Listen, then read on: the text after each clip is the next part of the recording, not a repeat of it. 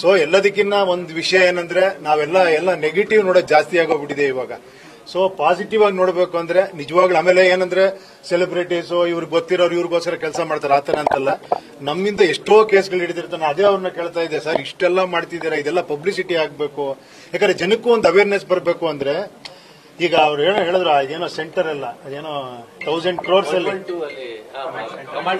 ದಯವಿಟ್ಟು ಒಂಚೂರು ಹೇಳಿ ಅದನ್ನ, ಯಾಕಂದ್ರೆ ಅಷ್ಟು ದೊಡ್ಡದಾಗಿ ಮಾಡಿದೀರಾ. ಆಕ್ಚುಲಿ ಇದೆಲ್ಲ ಗೊತ್ತಾದ್ರೆ ಜನಕ್ಕೆ ಏನಂದ್ರೆ ಒಂದು ಧೈರ್ಯ ಬರುತ್ತೆ. ಆಕ್ಚುಲಿ ಎಷ್ಟು ನೀವು ಏನೋ ಟೆಕ್ನಿಕಲಿ ಎಕ್ವಿಪ್ಡ್ ಆಗಿದ್ದಾರೆ ಪೊಲೀಸ್ ಅವರು, ನಾವೆಷ್ಟು ಧೈರ್ಯವಾಗಿ ಅವ್ರು ನಂಬೋದು ಅನ್ನೋದು ಗೊತ್ತಾಗುತ್ತೆ. ಸೊ ದಯವಿಟ್ಟು ಮಾಧ್ಯಮದ ಮಿತ್ರರಿಗೆ ಎಲ್ಲರೂ ಕೇಳ್ಕೊಂತೀನಿ, ಇಂಥವು ನಿಜವಾಗಿ ಪಬ್ಲಿಸಿಟಿ ಆಗಬೇಕು, ಜನಕ್ಕೆ ಗೊತ್ತಾಗಬೇಕು, ಜನಕ್ಕೆ ಧೈರ್ಯ ಬರಬೇಕು. ಇವತ್ತು ಅದಕ್ಕೆ ನಾನು ಅಲ್ಲೂ ತೋರಿಸಿದ್ದೆ ಹೆಂಗಿದ್ದಾರೆ. ಆಕ್ಚುಲಿ ವಿತಿನ್ 10 minutes ಅಲ್ಲಿ ಅವ್ರು ರೀಚ್ ಆಗಿದ್ದಾರೆ. ಯಾವುದೇ ಒಂದು ಮಹಿಳೆಗೇನೋ ಪ್ರಾಬ್ಲಮ್ ಆದ್ರೂ 112 ಫೋನ್ ಮಾಡಿದ್ರೆ ವಿತಿನ್ 10 minutes ಎಲ್ಲೇ ಇದ್ರು ರೀಚ್ ಆಗ್ತಾರಂತೆ.